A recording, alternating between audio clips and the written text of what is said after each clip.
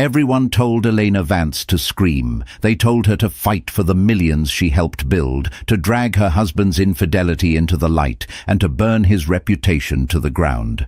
But when the divorce papers slid across the mahogany desk, Elena didn't scream. She didn't cry. She didn't even negotiate. She just signed. Her husband, Julian, thought her silence was submission. He thought he had won. He was wrong. Silence isn't always surrender. Sometimes it's the sound of a weapon loading. This is the story of the woman who walked away with nothing, only to return with the one thing money can't buy: power. The loudest sound in the world is the scratch of a fountain pen on thick, cotton-bonded paper when 3 lawyers are holding their breath. The conference room on the 42nd floor of the Sterling Vance building smelled of lemon polish and aggressive cologne. Through the floor-to-ceiling windows, Manhattan sprawled out in a grid of grey and glass, indifferent to the life being dismantled inside the room. Eleanor Vance sat with her hands folded in her lap. She wore a beige cashmere cardigan that had seen better days and no jewelry. Her ring finger was bare, leaving a pale, indented band of skin where a 3-carat solitaire had lived for 12 years. Across the table sat Julian. Julian Vance, the wunderkind of New York real estate, the man who had turned a mid-sized inheritance into an empire that reshaped the skyline. He was 42, looking 35, dressed in a navy bespoke suit that cost more than Elena's father had made in a decade. He was currently checking his watch, a subtle tick of his wrist that screamed impatience. Elena, Julian's lawyer, a sharp-faced man named Marcus Gower, spoke with a voice like oiled gravel. I want to ensure you understand the finality of this addendum.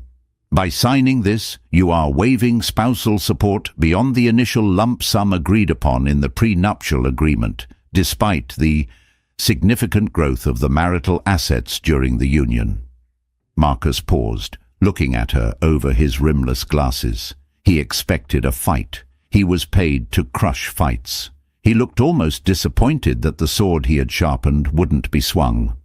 I understand, Eleanor said. Her voice was soft, devoid of tremor. Julian looked up from his phone. His eyes, a piercing, icy blue that had once made Elena feel like the only woman in the world, were now clouded with a mix of pity and annoyance. Look, Julian sighed, leaning forward. He clasped his hands on the mahogany table.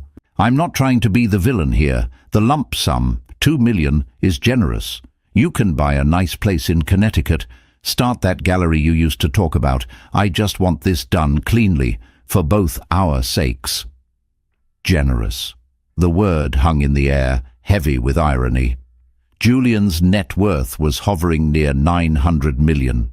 Elena had hosted the dinners where he closed deals, charmed the investors who found Julian too abrasive, and nursed him through the panic attacks in 2018 when the market dipped. She had been the soft velvet glove over his iron fist, but she didn't say that. She didn't mention the nights she spent alone while he was working late with his 24-year-old PR consultant, a woman named Sienna who sprayed vanilla perfume that lingered on Julian's collars. I know, Julian, Elena said, picking up the pen. You've always been generous. Julian blinked, surprised by the lack of venom. He had prepared for tears. He had prepared for screaming. He had even prepared a second offer, an extra $500,000 just to shut her up. But this silence, this passive acceptance, it unnerved him, but mostly it relieved him. She was weak. He had always suspected it. She was a beautiful ornament that had lost its shine, and she knew it. You really don't want to review the clause regarding the Hamptons estate? Marcus asked, frowning. Your counsel. My counsel is advised to let me sign, Elena said, glancing at her own lawyer, a young court-appointed novice who looked terrified to be in the same room as Marcus Gower. Elena touched the nib to the paper. Scritch, scritch, Elena Marie Vance. She put the pen down. Is that it? She asked. Julian let out a breath he seemed to have been holding for months. He stood up, buttoning his jacket. That's it. The house needs to be vacated by Friday. but take the weekend if you need it. I'm not a monster." "Friday is fine," Elena said, standing up. She was taller than people remembered, though she usually slouched to make Julian feel larger. Today, she stood straight. "Take care of yourself, Elle," Julian said, offering a hand. It was a reflex, a business gesture. Elena looked at his hand. Smooth, manicured, powerful. She didn't take it. She just nodded once, a short, sharp dip of her chin. "Goodbye, Julian." She walked out of the conference room, her loafers silent on the plush carpet.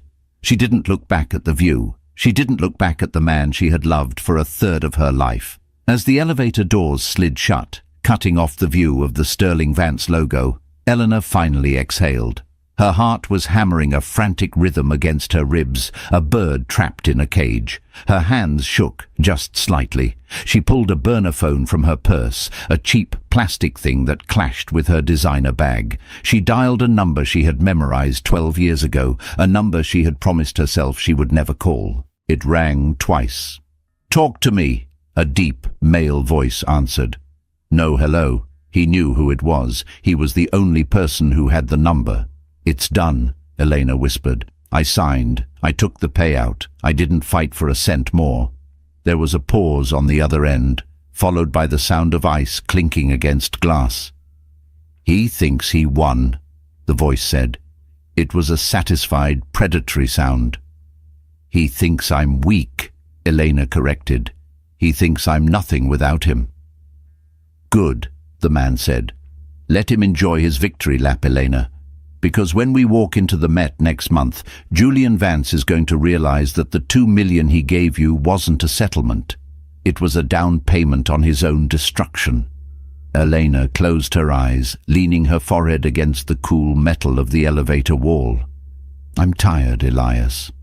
"I know, darling," Elias Thorne said, his voice softening into something dangerous and tender. "Go to the safe house. Sleep. The silence is over. Now we start the noise." The penthouse on Park Avenue felt less like a home and more like a museum exhibit dedicated to a life that no longer existed.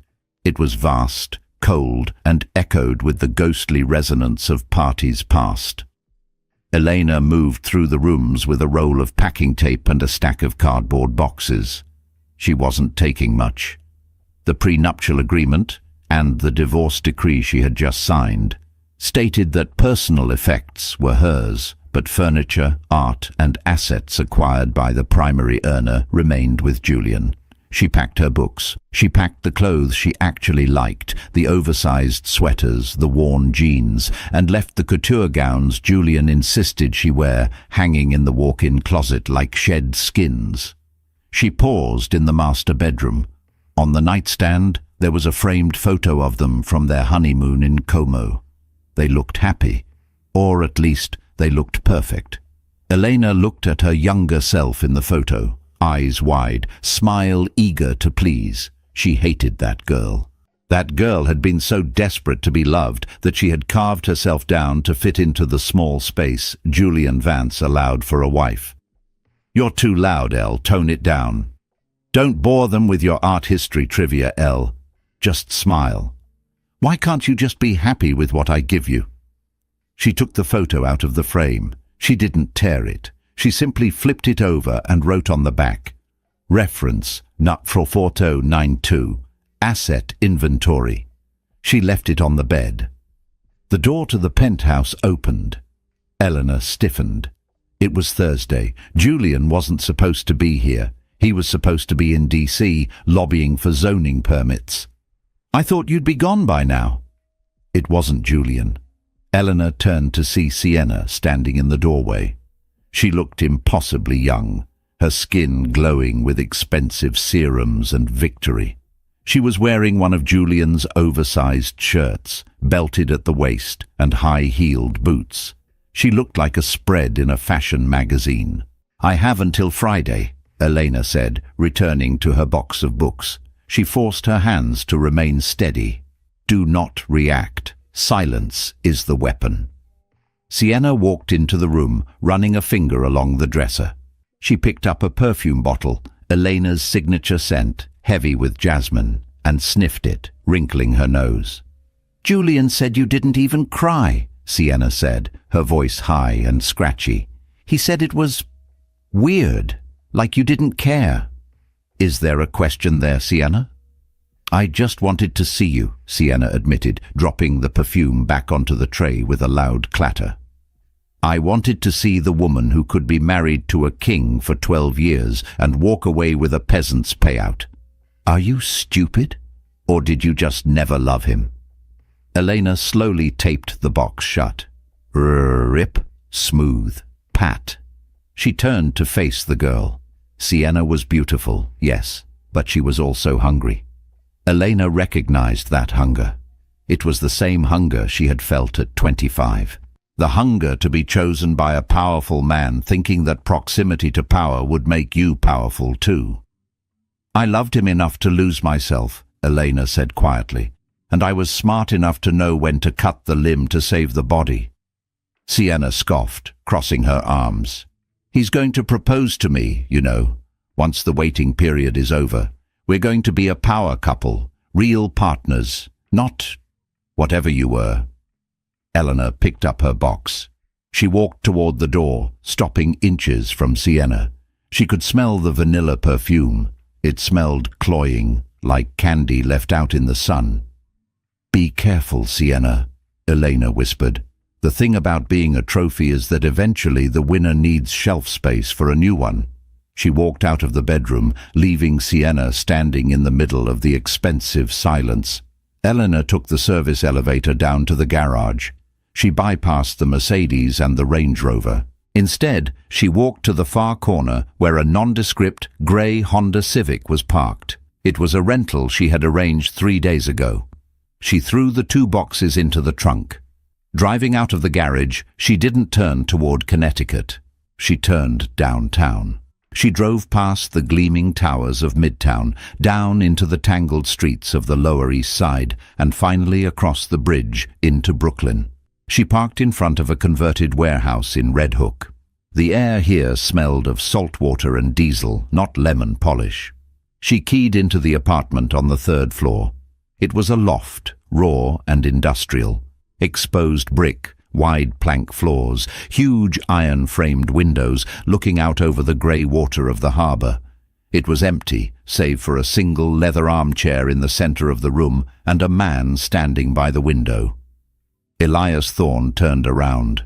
If Julian Vance was a polished diamond, Elias Thorne was a jagged piece of obsidian. He was dark-haired, with grey at the temples, and a face that looked like it had been broken and put back together a few times. He wore a black turtleneck and dark jeans. He didn't look like a billionaire tech mogul who had revolutionized cybersecurity. He looked like a hitman. Elias had been Julian's college roommate. They had started Vance Thorne Corp together. Then, 10 years ago, Julian had pushed Elias out in a hostile boardroom coup that had left Elias with nothing but a grudge and a brilliant mind. Julian had taken the company, the credit, and the girl, Elena. Elena dropped her keys on the floor. Her legs gave out. She didn't hit the ground. Elias moved with a speed that defied his size, catching her before her knees touched the wood. He pulled her into him, his arms like steel bands wrapping around her shaking frame. "I did it," she sobbed into his chest, the dam finally breaking. "I walked away. I let him think I was nothing." "Shh," Elias murmured, his hand stroking the back of her head, tangling in her hair.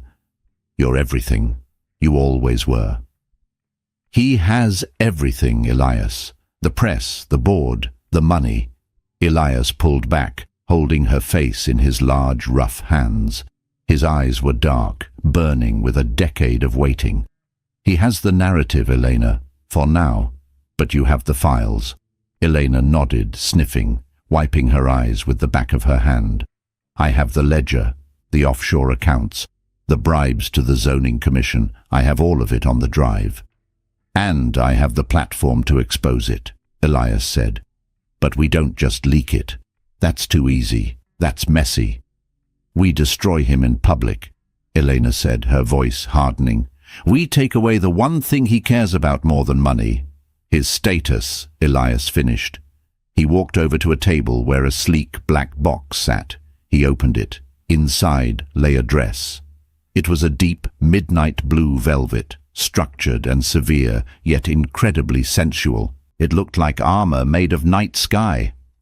"The Met Gala is in 3 weeks," Elias said. "The theme is rebirth. Julian is co-chair. He's bringing the girl." Elena reached out and touched the velvet. It was cold and soft. "I'm not invited," she said. "No," Elias smirked, a wicked, boyish expression that made him look 10 years younger. "Mrs. Julian Vance isn't invited, but the CEO of Thorn Dynamics and his guest, they have the top table." He looked at her, and for the first time in years, Eleanor didn't feel like a reflection of a man. She felt like the flame. "Are you ready to burn him down, Elle?" Eleanor looked from the dress to Elias. She thought of the pen scratching on the paper. She thought of Sienna in her bedroom. She thought of 12 years of being told to be quieter, smaller, softer. She smiled, and it wasn't a nice smile. "Pass me a drink, Elias. We have work to do. 3 weeks is a lifetime when you are reinventing yourself." In the Red Hook loft, time moved differently. It didn't tick by in the measured, sterilized increments of Julian's schedule: 7 a.m. gym, 8 a.m. breakfast, 8:30 a.m. briefing. Here, time was fluid, measured in cups of black coffee and the scrolling lines of code on Elias's monitors. Elena sat cross-legged on the floor, surrounded by stacks of printouts. The files weren't just a simple smoking gun. They were a labyrinth of shell companies, inflated asset valuations, and zoning bribes. It was the architecture of Julian's empire, laid bare in black and white. "He's over-leveraged," Eleanor murmured, tracing a line on a spreadsheet with a highlighter. "The Hudson Yards project. He borrowed against the equity of the Midtown Tower, but the Midtown Tower is already collateral for the loans in Chicago." Elias was in the kitchen, chopping vegetables with the precision of a surgeon. He paused, looking over his shoulder. "It's a Ponzi scheme of real estate, Elle. He's borrowing from Peter to pay Paul, hoping the market keeps rising so he never has to cash out. If the stock price dips below 40, he gets margin called," Elena said, her eyes widening as the math clicked into place. "And if he gets margin called, he loses everything. The banks seize the assets. The board ousts him. He's not just broke, he's criminally liable for fraud." Eleanor dropped the paper. She felt a wave of nausea, followed quickly by a cold, hard rush of adrenaline. She had signed those tax returns. She had hosted the galas that wooed the investors. She had been the unwitting face of a lie. "I helped him," she whispered. "I smiled and poured the wine while he built a castle on quicksand." Elias walked over, wiping his hands on a towel. He crouched down in front of her, forcing her to meet his gaze. "You didn't know, Elena. That's why he kept you in the dark. That's why he dismissed your questions about the business. It wasn't just misogyny, it was survival. If you knew, you would have stopped him. Julian needed a wife who was a decoration, not a partner."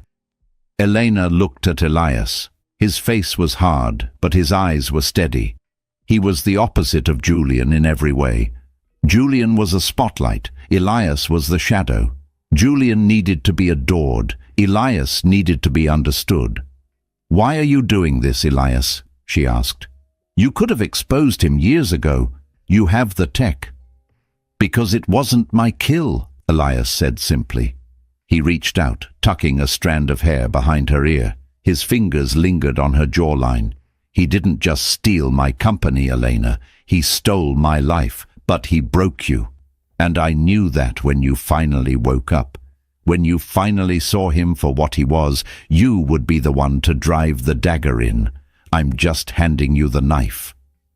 The intimacy of the moment hung in the air, thick and electric.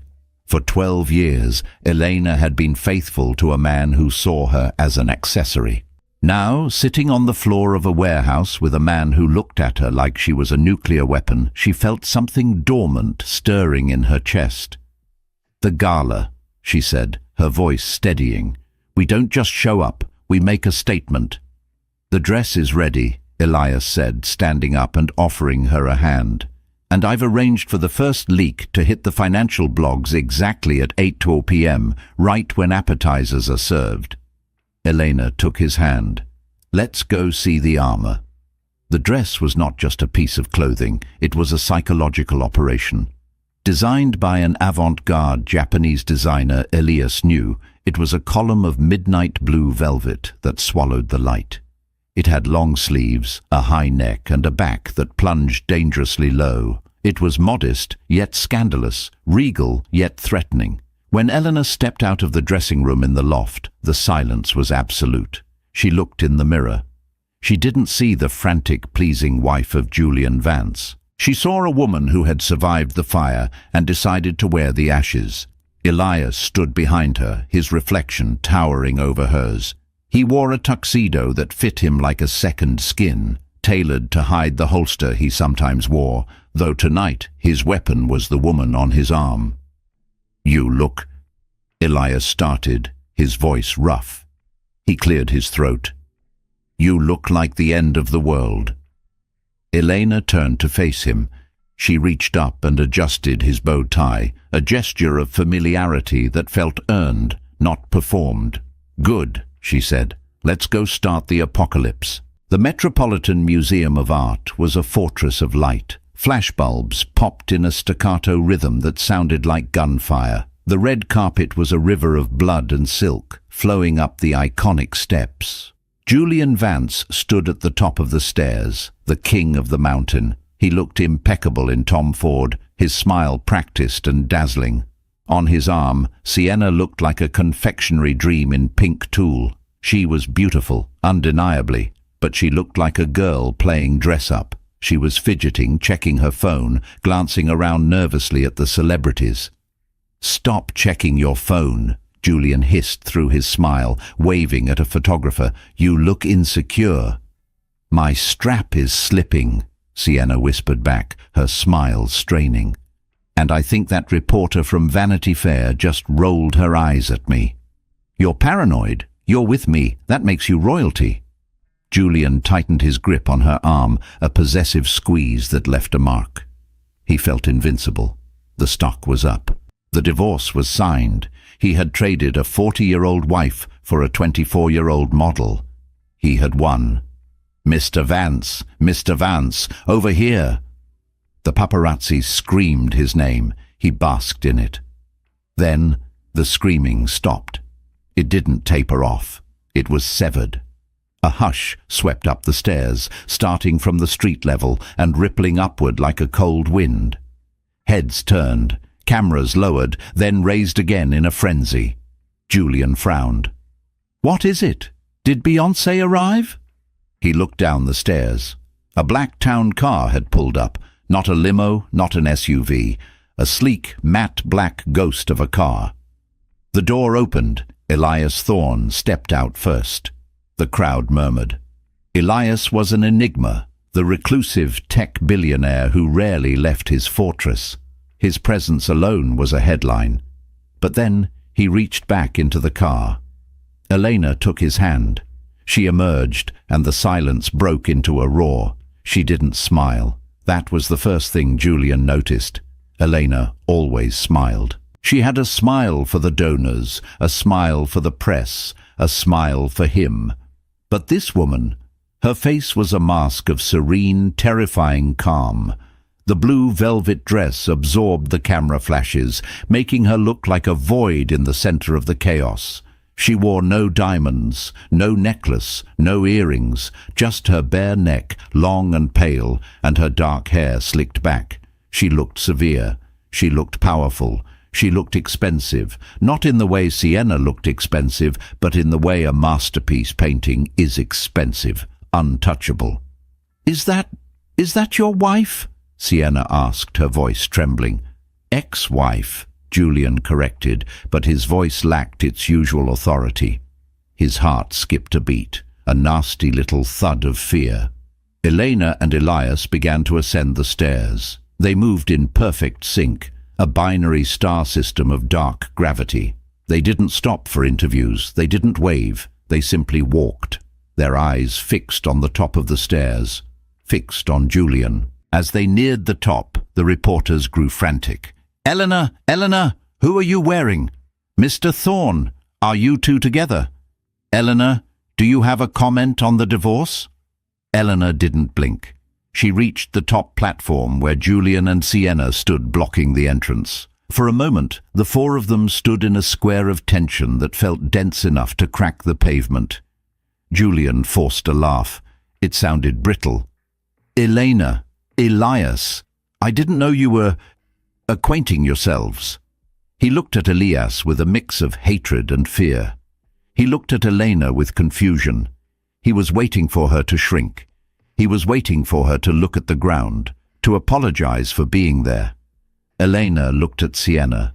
She didn't sneer. She offered a small, pitying smile. "Lovely dress, Sienna," Elena said. Her voice was low, smoky, audible only to them. "Pink is very youthful." Sienna flushed crimson. Then Elena turned her gaze to Julian. It was like opening a freezer door. "Hello, Julian." "You shouldn't be here, Elle," Julian muttered, stepping closer, trying to use his height to intimidate her. "This is a private event. You're embarrassing yourself." Elias stepped forward. He didn't touch Julian. He didn't have to. He just occupied the space between Julian and Eleanor, a physical wall of muscle and menace. "She's with me," Elias said. His voice was a low rumble that vibrated in Julian's chest. "And unlike you, Julian, I actually own my company." Julian's eyes darted between them. The insult landed. "Is that supposed to be a threat?" Elena stepped around Elias. She leaned in close to Julian, close enough that he could smell the jasmine perfume he thought he had banished from his life. "It's not a threat, darling," she whispered, her lips brushing his ear. "It's a forecast." She pulled back, took Elias's arm, and swept past him into the museum. Julian stood frozen. The photographers captured the moment. Julian Vance, looking pale and small, staring after the woman he had discarded, who was now walking into his kingdom like she owned the deed. Inside the Temple of Denda, the atmosphere was thick with the scent of orchids and expensive champagne. The elite of New York were packed into the cavernous hall, a sea of tuxedos and gowns. Elena and Elias didn't take their seats immediately. They worked the room. This was the part Elena was good at. This was the part Julian had exploited for a decade. She knew the names of the wives. She knew whose son was in rehab, whose daughter just got into Yale, whose husband was sleeping with the nanny. She held the social map of Manhattan in her head, but tonight she wasn't smoothing feathers. She was plucking them. She approached the table of Arthur Sterling, the chairman of Julian's board. Arthur was a heavy-set man with a red face and a love for scotch. "Elena!" Arthur boomed, looking uncomfortable. He had sided with Julian during the divorce naturally. Money follows money. We didn't expect to see you." "I'm sure," Elena said, resting a hand on his shoulder. "I just wanted to say hello, Arthur, and to thank you." "Thank me?" Arthur blinked. "For the payout," Elena lied smoothly. "Cash is so king right now, especially with the liquidity issues I've been hearing about in the sector." Arthur frowned. "Liquidity issues? Vance Corp is posting record profits." Eleanor took a sip of water. "Of course. That's what the quarterly report said. But you know how Julian is with creative accounting. I'm just glad I got my cash out before the audit." She let the word hang there. "Audit. What audit?" Arthur asked, his voice dropping. "Oh, I shouldn't have said anything," Elena said, widening her eyes in mock innocence. "I'm sure it's nothing, just rumors. Enjoy the gala, Arthur." She walked away before he could ask another question. She glanced back to see Arthur immediately pulling out his phone. She moved to the next table, the wife of the zoning commissioner. "It's such a shame about the investigation," Elena whispered sympathetically. "Investigation?" the woman asked, clutching her pearls. "Into the permits for the seaport project." Julian told me he was worried your husband might get dragged into it. I just hope you have a good lawyer." Eleanor moved on. She was a ghost in the machine, moving from table to table, planting viral spores of panic, audit, fraud, investigation, insolvency. By the time the first course was served, tuna tartare with gold leaf, the room had changed. The boisterous laughter was dampened. People were whispering. Phones were lighting up under tables like fireflies. Julian sat at the head table, oblivious. He was laughing loudly at a joke made by the mayor. He had his hand on Sienna's knee. Then a notification pinged on a phone at the next table. Then another. Then 3 more. It was 8:01 p.m. Elias's leak had gone live. A prominent financial blog, The Ledger, had just published an article. Vance Corp, the billion-dollar house of cards. Leaked documents allege massive fraud. Elena watched from her table across the room. She saw Arthur Sterling check his phone. She saw the color drain from his face. She saw him look up, his eyes locking onto Julian with murderous intensity. Julian, sensing the shift in the room, finally looked down at his own phone, which had begun to vibrate incessantly on the table. Elena raised her glass of champagne. Across the room, Julian's eyes met hers. He read the headline. He looked at her, and for the first time in his life, Julian Vance looked terrified. Elena took a sip. It tasted like victory, but the night wasn't over. Elias leaned in close to her. "Phase 1 is complete," he murmured. "Now watch the rats start to eat each other." Sienna was pulling at Julian's sleeve. "Julian, what's going on? People are staring at us." "Shut up," Julian snapped, loudly enough for the mayor to hear. "Just shut up." Sienna recoiled, tears springing to her eyes. Elena stood up. "Where are you going?" Elias asked. "The ladies' room," Elena said calmly. "Sienna is going to run there to cry in about 30 seconds. I want to be there to hand her a tissue." This wasn't just about destroying Julian's business. It was about dismantling his control. Elena walked toward the restrooms, her velvet dress trailing behind her like a shadow, ready to offer the final mercy to the girl who had taken her place. The real gala was just beginning. The ladies' room at the Metropolitan Museum was an oasis of marble and soft lighting, a stark contrast to the shark tank outside. When Eleanor pushed the heavy door open, the sound of sobbing was immediate. It wasn't the polite, stifled crying of a socialite who had drunk too much champagne. It was the raw, gasping panic of a girl realizing she was in over her head. Sienna was leaning over the sink, splashing water on her face. Her pink tulle dress was dampened at the bodice, and her mascara had run in jagged streaks down her cheeks. She froze when she saw Elena in the mirror. Sienna straightened up, wiping her face frantically with a paper towel. She tried to summon the arrogance she had worn in the penthouse, but it was gone. In its place was fear. "Come to gloat?" Sienna spat, though her voice wavered. "Go ahead. Tell me I'm stupid. Tell me I'm a homewrecker." Eleanor didn't answer immediately. She walked to the adjacent sink and calmly washed her hands, drying them on a linen towel. She looked at Sienna in the mirror. She didn't see a rival. She saw a casualty. "I didn't come to gloat, Sienna," Elena said softly. "I came to give you an exit strategy." Sienna blinked, confused. "What?" "Julian is drowning," Elena said, turning to face her. "That article outside, it's just the first domino. By tomorrow morning, the SEC will be freezing assets. By Monday, the board will vote to remove him. And when men like Julian sink, they look for flotation devices. Usually they use the people closest to them." Sienna shook her head. "He loves me. We're partners." "He doesn't have partners, Sienna. He has assets and liabilities. Right now, you're an asset because you make him look virile. But tomorrow, when the press is camping on his lawn and the FBI is seizing his hard drives, you'll be a liability, or worse, a scapegoat." Eleanor took a step closer. The vanilla perfume was still there, but now it smelled like desperation. "He'll say you knew," Elena continued, her voice clinical but not cruel.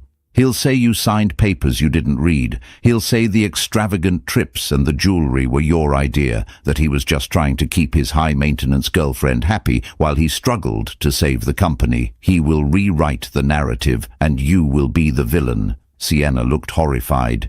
He wouldn't. He bought me this dress. With a company credit card? Elena raised an eyebrow. That's embezzlement, Sienna, and you're wearing the evidence. Sienna looked down at the pink tulle as if it were on fire. She started to hyperventilate. What do I do? She whispered. I don't have anywhere to go. I gave up my apartment. I quit my job at the agency. Elena reached into her clutch. She pulled out a card. It wasn't a business card. It was a key card to a hotel suite at the Carlisle. Go there, Eleanor said, placing the card on the marble counter. Stay the night. Don't call him. Don't answer his texts. In the morning, call the number written on the back. It's a lawyer, not one of Julian's. He'll help you draft a statement distancing yourself from Vance Corp before the indictment drops. Be the victim, Sienna, not the accomplice. Sienna stared at the card. Then she looked at Elena, her eyes wide with confusion. Why? Sienna asked. I stole your husband.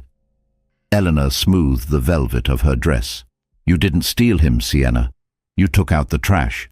I'm just making sure you don't get dirty carrying the bags. Eleanor turned and walked to the door. Eleanor. She paused, hand on the brass handle. Thank you, Sienna whispered. Eleanor didn't look back. Run, Sienna, before the music stops. When Elena returned to the Temple of Dendur, the mood had shifted from anxiety to open chaos. Waiters were still circulating with plates of filet mignon, but no one was eating. The hum of conversation had risen to a roar. Every screen in the room, phones, tablets, was glowing with the same news. The Ledger article had been updated. Now the New York Times had picked it up. Vance Corp under investigation. Whistleblower leaks suggest massive Ponzi scheme. Julian was standing near the head table, cornered. Arthur Sterling was shouting at him, his face purple with rage. Two other board members were flanking Julian, gesturing wildly. Julian looked like an animal caught in a trap. He was sweating, his tie loosened, his eyes darting around the room looking for an escape, looking for an ally. He saw Elena. She was standing next to Elias near a towering Egyptian statue. Elias had his arm around her waist, a protective, possessive claim. They looked calm. They looked like the only two steady things in a world that was spinning off its axis. Julian pushed past Arthur Sterling. He stumbled toward them, knocking over a chair. The room went silent as people realized the confrontation was happening. The cameras, which had been lowered, snapped back up. You! Julian snarled, pointing a shaking finger at Elena. You did this. You leaked the files. Elena didn't flinch. She took a sip of her champagne. I don't know what you're talking about, Julian, she said coolly. I signed a non-disclosure agreement, remember? I haven't said a word to the press. Don't play games with me, Julian shouted, his voice cracking. These files, the metadata, they came from the home server. Only two people had access to that server, me and you. And the IT director, Elias interjected smoothly. Who, if I recall, you fired without severance 3 months ago. People talk, Julian, especially when you stop paying them to be quiet. It was a lie, of course. Elias had cracked the server himself, but it was a plausible lie, a lie that sowed doubt. You're trying to ruin me, Julian hissed, stepping into Elena's personal space. I made you. You were nothing before me, a receptionist at a gallery. I gave you this life. You gave me a cage, Elena said, her voice rising just enough to carry to the nearby tables. And you charged me rent for it every single day. I'll sue you, Julian spat. I'll sue you for defamation. I'll bury you in legal fees until you're begging on the street. Elena laughed. It was a dark, genuine sound. With what money, Julian? The question hung in the air. Your assets are being frozen as we speak, Elena said, stepping forward, forcing Julian to take a step back.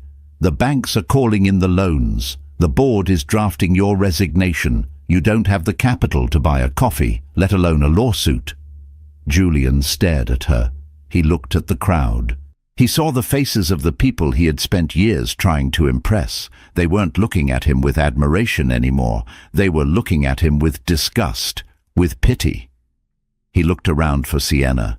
"Sienna!" he yelled, spinning around. "Where is she? Sienna!" "She's gone, Julian," Eleanor said quietly. She left. Julian looked at the empty space where his trophy should have been. The final prop had fallen. He looked back at Eleanor. His eyes were wet. For a second, just a second, the mask slipped completely, and she saw the terrified boy beneath the tyrant. "Elle," he whispered, pleading, "help me, please. We can fix this. I can explain it. It was for us. It was all for us." It was the most pathetic thing she had ever heard. "There is no us, Julian," Elena said. "There is just you, and the consequences of your own noise."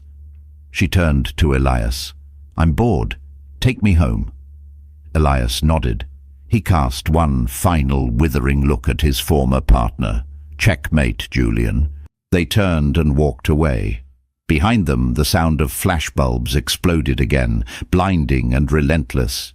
But this time, they weren't capturing a king. They were documenting a carcass. As they reached the exit, two men in dark suits with earpieces walked past them, heading straight for Julian. "Mr. Vance?" one of them said, flashing a badge. "FBI, we need to have a conversation." Eleanor didn't look back. She walked out into the cool New York night, the air tasting sweet and clean. The sun rose over Brooklyn with a brilliance that felt apologetic.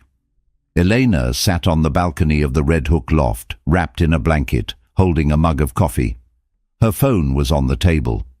It had been buzzing non-stop for 8 hours. Texts from friends she hadn't heard from in years. Emails from galleries asking if she was interested in curating. A voicemail from her mother, who had always adored Julian, asking what on earth was going on. She hadn't answered any of them. Inside, the TV was on low volume. The news was running a continuous loop of Julian's arrest. The footage showed him being led out of the Met in handcuffs, his tuxedo jacket thrown over his head to hide his face. "The fall of the Vance Empire," the Chiron read. Elias walked out onto the balcony. He was wearing sweatpants and a t-shirt, his hair messy from sleep. He looked softer in the daylight. He sat down next to her, resting his elbows on his knees. "It's done," he said. "It's done," Elena echoed. She felt hollow. She had expected to feel triumphant. She had expected to feel a surge of joy. Instead, she just felt tired. It was the exhaustion of someone who had been carrying a heavy weight for a very long time and had finally set it down. "Are you okay?" Elias asked, studying her profile. "I don't know," Elena admitted. "I spent so long hating him. I spent so long planning this. Now that he's gone, I don't know who I am without the anger."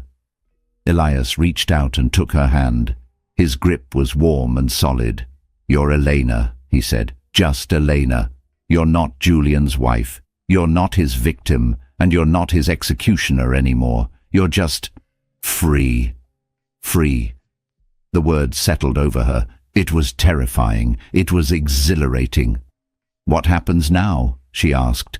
"Now?" Elias smiled, looking out at the skyline where the World Trade Center glinted in the distance. "Now we watch the dust settle. We testify when they need us to, and then we build something new." "We?" Eleanor asked, looking at him. Elias turned to her. His eyes were guarded, but hopeful. "If you want there to be a we." Eleanor looked at the man who had given her the weapons to fight her war. She saw the patience in his eyes, the respect. She realized that for the first time in her life, she wasn't being asked to fit into a mold. She was being asked what she wanted. She squeezed his hand. "I think," Eleanor said slowly, a real smile touching her lips, I'd like that. But the story wasn't quite over. Because while Julian was in a cell, the wreckage he left behind was vast, and in the debris of an empire, there are always scavengers. Elena's phone buzzed again. This time it wasn't a friend or a reporter. It was a text from Marcus Gower, Julian's shark of a lawyer. Ms. Vance, we need to talk. There is a secondary ledger, and it has your signature on it. Eleanor stared at the screen. The cold dread that had vanished the night before came rushing back. She showed the phone to Elias. He read it, his expression darkening. "He's bluffing," Elias said, "trying to drag you down with him." "Or," Elena whispered, "Julian had one last trapdoor I didn't know about." She stood up, the blanket falling from her shoulders. The war wasn't over. It had just moved to a new battlefield. "Get the laptop," Elena said, her voice hard again. "We have work to do." The Silent Divorce, a novel of reclamation. The threat from Marcus Gower sat on the coffee table like a physical weight.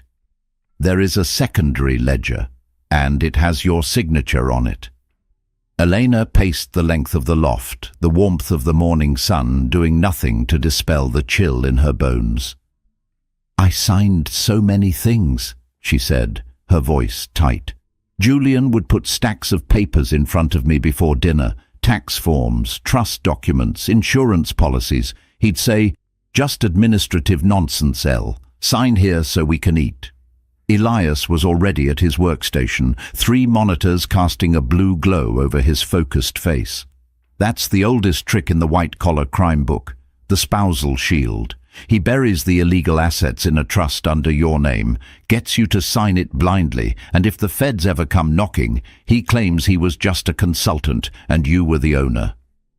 "If that ledger is real," Eleanor said, stopping behind his chair, "I'm not just a witness, I'm a co-conspirator. I could go to prison." "You're not going to prison," Elias growled, his fingers flying across the mechanical keyboard. "Julian is arrogant. He thinks he's the only one who understands how data works. He thinks deleting a file makes it disappear." "What are you looking for?" "Ghosts," Elias muttered. "If he forged your signature, or if he altered the document after you signed it, there will be digital residue, a timestamp mismatch, a pixel variance in the scan, something." Elena watched him work. This was the other side of the power dynamic she had never seen with Julian. Julian hoarded information. Elias weaponized it to protect her. Hours ticked by. The silence in the loft was heavy, punctuated only by the hum of the servers and the distant wail of sirens in Manhattan. Elena felt a familiar paralysis creeping in, the urge to be small, to hide, to let the men handle the world. No, she thought. That woman died on the steps of the Met. She went to her bag and pulled out the burner phone she had used to coordinate with Elias. She dialed Marcus Gower's number. Elias stopped typing. He spun his chair around. "What are you doing?"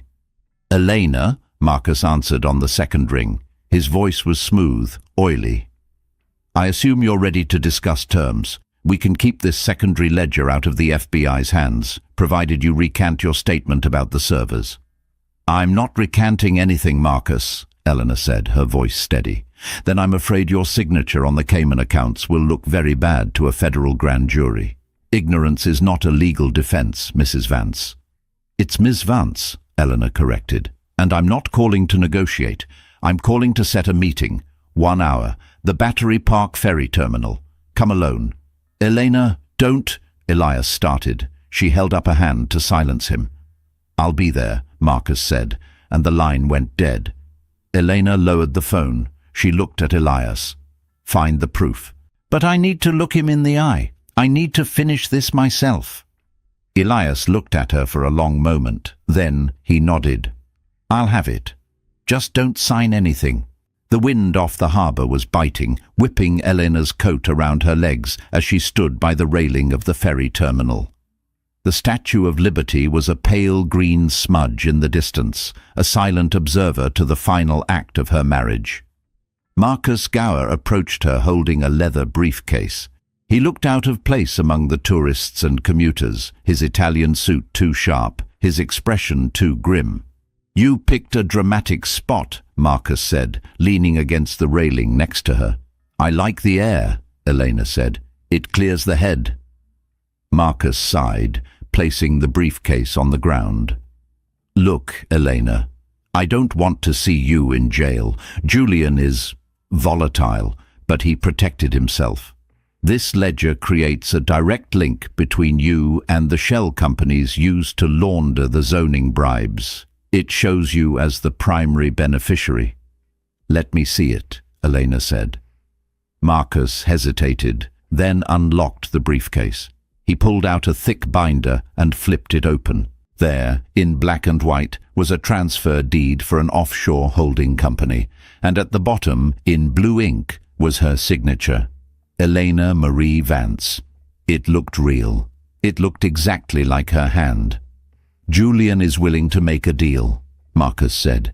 "You claim the server leak was a fabrication by a disgruntled employee, Elias. You say you were manipulated. In exchange, this ledger disappears." Eleanor stared at the signature. She remembered the day. It was their 10th anniversary. Julian had been so sweet that morning. He had brought her breakfast in bed, and then casually a stack of papers. "Just some updates for the life insurance, darling, for our future." She felt a hot tear of rage prick her eye. He had framed her on their anniversary. Her phone buzzed in her pocket. Once. It was the signal from Elias. Elena looked up at Marcus. She closed the binder. "You know what the problem is with Julian, Marcus?" she asked. "He thinks everyone is as greedy as he is, and he thinks everyone is as sloppy." "I don't follow," Marcus said, checking his watch. "Elias found the metadata," Elena said calmly. "You see, Julian scanned my signature from the insurance documents that day, but he got lazy. He digitally pasted it onto the ledger document. When you overlay the two signatures, they are a 100% pixel-perfect match. No human signs their name exactly the same way twice. It's a physical impossibility. It's a digital forgery." Marcus's face went pale. He knew the law. He knew that presenting a forged document to federal investigators wasn't just a tactic. It was a felony. "Furthermore," Eleanor continued, stepping closer, "Elias found the email thread where Julian instructed you to prepare the contingency file. That makes you an accessory to fraud and forgery, Marcus." Marcus gripped the railing. His knuckles were white. The shark had just realized he was in the water with a bigger predator. "What do you want?" Marcus rasped. "I want the original ledger," Elena said. "I want the file destroyed, and then I want you to go to the district attorney and cut a deal. You testify against Julian. You tell them everything, the bribes, the hidden accounts, the forgery." "He'll kill me," Marcus whispered. "Professionally." "He's already dead, Marcus," Elena said. "The only question is, are you going to be buried in the same grave?" She held out her hand. Marcus looked at her. He looked at the briefcase. Then, with a defeated slump of his shoulders, he handed her the binder. "You're terrifying," Marcus muttered. "I learned from the best," Eleanor replied. She took the binder and dropped it into the nearest trash can. "Go, before I change my mind." She watched him walk away, a broken man in an expensive suit. She turned back to the water, took a deep breath, and finally, truly, exhaled. The gallery in Chelsea was packed. The walls were stark white, a perfect canvas for the chaotic, vibrant, abstract pieces that hung on them. The exhibition was titled Silence Broken. Elena stood in the center of the room, holding a glass of sparkling water. She wore a white suit, sharp and tailored. Her hair was cut into a chic bob. She looked younger, lighter. "It's a sellout," a voice said behind her. She turned to see Elias. He wasn't wearing a tuxedo or a black turtleneck. He was wearing a simple grey blazer and jeans. He looked relaxed, happy. "The critics are calling it raw and uncomfortably honest," Elena smiled. "I think that's a compliment." "It is," Elias said, handing her a program. Julian's sentencing was on the news an hour ago. Elena's smile didn't falter, but her eyes grew serious. How long? 15 years, Elias said. No parole for at least 10. The forgery charge you pinned on him was the nail in the coffin. The judge called it a sociopathic betrayal of trust. 15 years. By the time Julian got out, the world would have moved on. He would be an old man with no empire, no legacy, and no one to blame but himself. Do you feel... Elias trailed off. Sad, Elena finished. A little, for the time wasted. But mostly, I feel indifferent. He's just a ghost now, Elias. A story I used to tell. She looked around the room. She saw Sienna near the back. The girl looked different. Less makeup, modest clothes. She was studying a painting of a storm. She caught Elena's eye and gave a small, tentative wave. Elena nodded back. Sienna had testified. She had found her own voice too. You did this, Elias said, gesturing to the room, to the life she had built. You built this. We built this, Elena corrected. She stepped closer to him. The chemistry between them had settled into a steady, warm burn. It wasn't the frantic, desperate clinging of two drowning people anymore. It was the solid foundation of two people standing on dry land. I have a new project, Elias murmured, leaning down. I bought that old brownstone in the village, the one with the garden you liked. It needs work, a lot of work. I'm good at renovations, Elena said, reaching up to fix his collar, a habit she no longer fought. I'm good at taking broken things and making them beautiful. I know, Elias said.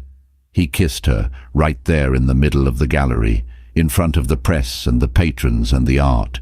It wasn't a performance. It was a promise. Elena pulled back, smiling against his lips. The camera flashes went off, but she didn't blink. She didn't look away. She turned toward the light, ready to be seen. The silence was over, and the music was just beginning. And so, Elena Vance didn't just survive her divorce. She rewrote the ending.